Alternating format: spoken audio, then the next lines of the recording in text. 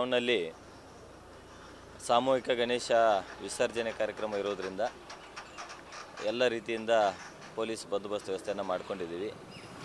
ಮುಖ್ಯವಾಗಿ ಇವತ್ತಿನ ಈ ವಿಸರ್ಜನೆಯಲ್ಲಿ ಹಲವಾರು ಲೀಡರ್ಗಳು ವಿಸಿಟ್ ಮಾಡೋ ಒಂದು ಸಾಧ್ಯತೆ ಇರೋದರಿಂದ ಒಂದು ಹೆಚ್ಚಿನ ರೀತಿಯಲ್ಲಿ ಅಧಿಕಾರಿ ಮತ್ತು ಸಿಬ್ಬಂದಿಯವರನ್ನ ನಿಯೋಜನೆ ಮಾಡಿದ್ದೀವಿ.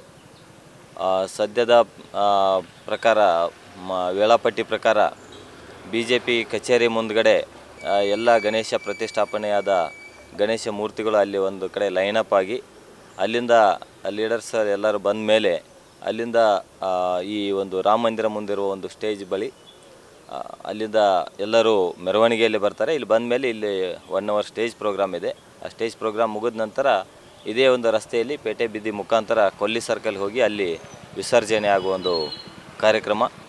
ಈ ಒಂದು ಕಾರ್ಯಕ್ರಮದ ಸಲುವಾಗಿ ಹೊರ ಜಿಲ್ಲೆಯಿಂದ ಸಹಿತ ಸಾಕಷ್ಟು ಅಧಿಕಾರಿ ಮತ್ತು ಸಿಬ್ಬಂದಿಯವರನ್ನ ಈಗಾಗಲೇ ನಾವು ಕರೆಸ್ಕೊಂಡಿದ್ದೀವಿ.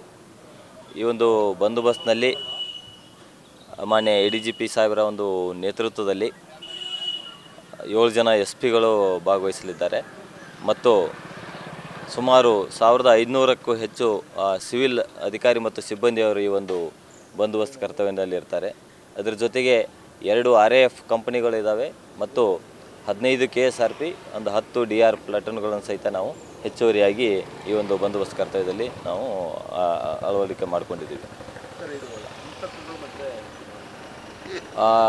DSP-ಗಳು 20 ಜನ ಮತ್ತು ಇನ್ಸ್ಪೆಕ್ಟರ್ ರ್ಯಾಂಕ್ನವರು 35 ಜನ, PSI ರ್ಯಾಂಕ್ನವರು ಸುಮಾರು 80 ಜನ.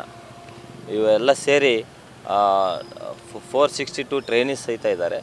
ಸೊ ಇದೆಲ್ಲ ಸೇರಿ 1500ದಷ್ಟು ಸಿವಿಲ್ ಸಿಬ್ಬಂದಿಗಳಾಗ್ತಾರೆ. ಅಡಿಷ್ನಲ್ SPs 5 ಜನ ಇದ್ದಾರೆ, SPs 7 ಜನ ಇದ್ದಾರೆ.